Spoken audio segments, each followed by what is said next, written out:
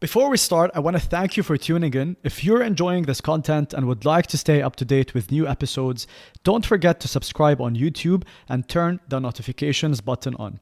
And if you'd like to support this content, then I would appreciate a review or comment if you're listening to this on a podcast platform. Enjoy. Have you ever heard of the 10,000 hours rule? This idea that says for you to become great at anything, you need to spend 10,000 hours focused on one thing only. What do you think of that? This week's episode is about career diversification and specialization. I would love to hear people's opinions and take on this matter.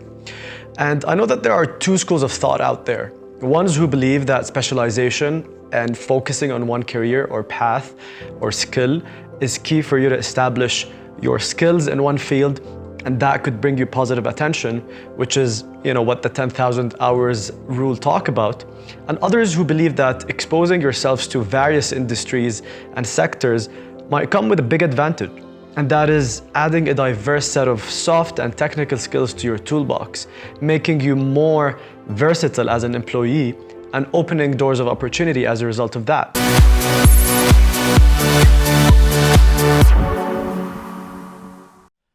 Welcome to a new season of the One Day Podcast. I'm your host, Omar Almajali, and each week I'm here to discuss powerful concepts around business, mindset, or life, and often share the stage with some of the brightest and most interesting minds of the Middle East to help me do so. Happy to have you here. Enjoy this one. Have you ever heard of the 10,000 hours rule? This idea that says for you to become great at anything, you need to spend 10,000 hours focused on one thing only. What do you think of that? This week's episode is about career diversification and specialization. I would love to hear people's opinions and take on this matter. And I know that there are two schools of thought out there. Ones who believe that specialization and focusing on one career or path or skill is key for you to establish your skills in one field, and that could bring you positive attention, which is, what the 10,000 hours rule talk about. And others who believe that exposing yourselves to various industries and sectors might come with a big advantage, and that is adding a diverse set of soft and technical skills to your toolbox, making you more versatile as an employee and opening doors of opportunity as a result of that. The reason why I want to cover this theme today is because I'm sure that specialization versus diversification, this whole dilemma, is on the minds of a lot of young professionals today, and it's something that I struggled with. Some of the questions we ask ourselves are, should I take this job? Will this new experience help me get a promotion in the future? Or will I be wasting my time trying to master something that I'm not good at? Should I stick to something that I have done for so long because I'm good at it? If I move into a new industry, does that mean that I have wasted time and effort in something else that I was good at? Those are just some of the questions that a lot of young professionals out there who are trying to establish their careers would normally ask. And I don't think there is a right or wrong. There's definitely advantages to each. I personally have a preference, but I won't share that now so that you guys don't think that I'm biased. Let's start with advantages of specialization. So the first thing that comes to mind is self-branding. It's great to want to create a niche for yourself and be known for one thing, because that could earn you positive reputation and could give your career a fast-track growth. Job specialization is also something that can boost productivity. When you focus your efforts on one thing, you become so good at it and hence efficient. And that's always good news to any company out there, because that brings companies economies of scale. And because of that, to a lot of companies, workers who have specialized skills can be more desirable than people who have general skills. And that could be a selling point for those who wish to specialize in their careers. On a similar note, and a third advantage that I could think of for specialization is that those who have a specialized skill are more often than not to be offered higher packages and offers from companies due to the niche skill that they offer to the market. Because if these companies are looking for you and for your specialized skill, that means your value is indispensable to them as a business and as a company, and you've got the upper hand in negotiations. Now, on the other hand, we've got the diversification of skill school of thought. And here I'm going to reference a book that I read called Range by David Epstein. And in fact, this was a book that was recommended to me by one of my guests in season 1, Noor Suwaid, who is a founder of a venture capital fund called Global Ventures. And this book has inspired me to tackle this topic in this episode. And in this book, David, the author, does extensive research on specialization versus diversification to see which is better for your career and for your life potential.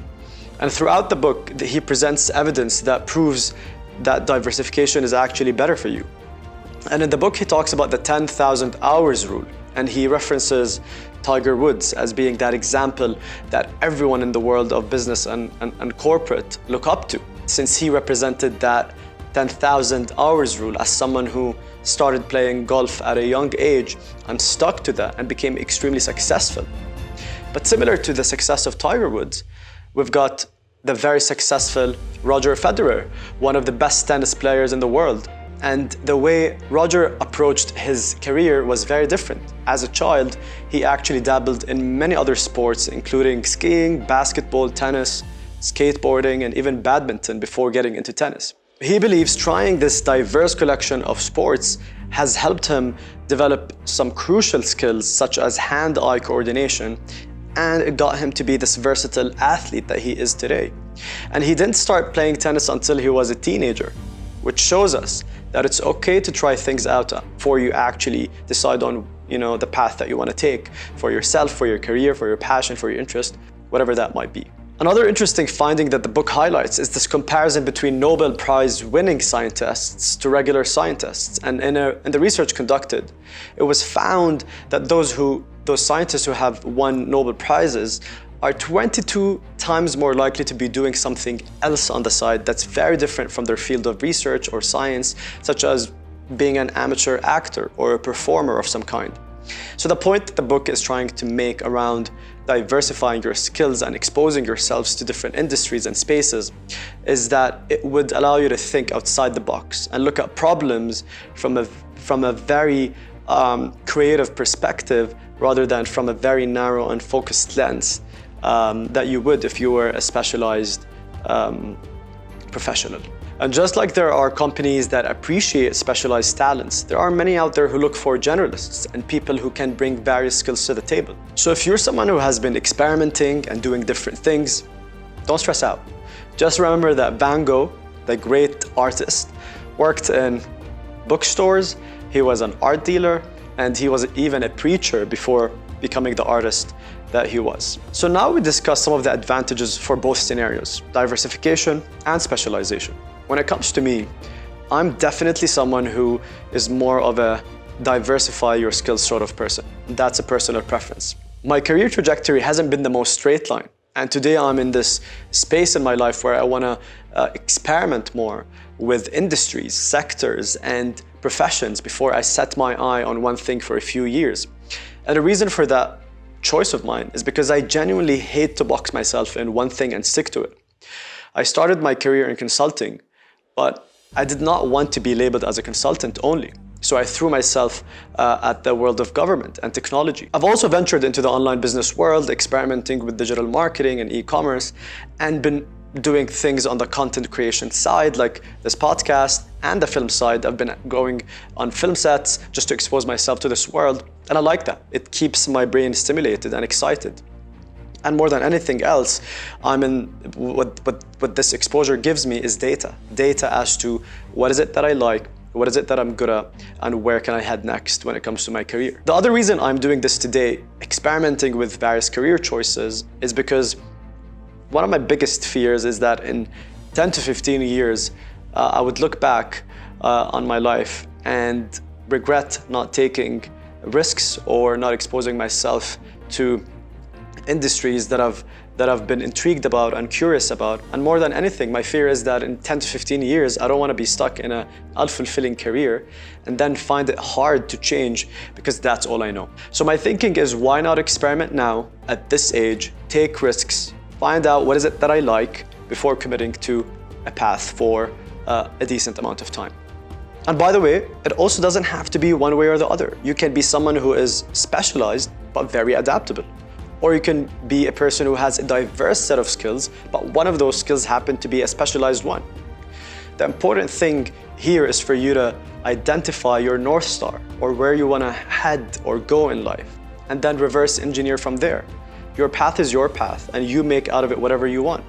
And most importantly, don't stress about it. We are all here trying to figure things out. No one has it fully figured out. In fact, a lot of the successful guests I've interviewed over the past 2 seasons in my podcast, they all share similar stories of how they were unsure as to their career paths and they were lost in certain phases of their lives. And that a lot of them also admitted that they don't have it figured out even to this day. So trust the path you're on. Don't listen to the outside noise. Tune in and follow that heart. Hope you enjoyed this episode. See you on the next one. And don't forget, I want to hear your views on this topic. So in the comment on whether it's on YouTube, any podcast platform or Instagram, tell me what you think about this topic, because I'm curious to hear what other perspectives are there out there in regards of this. See you on the next one. Hope you enjoyed this episode and that you were able to pick up a thing or two that could help you on your journey of growth. If you would like to hear more conversations like these, please do subscribe on YouTube or through your preferred podcast platform. You can also follow more content and get in touch with me on Instagram at oneday.thepodcast. Till next time.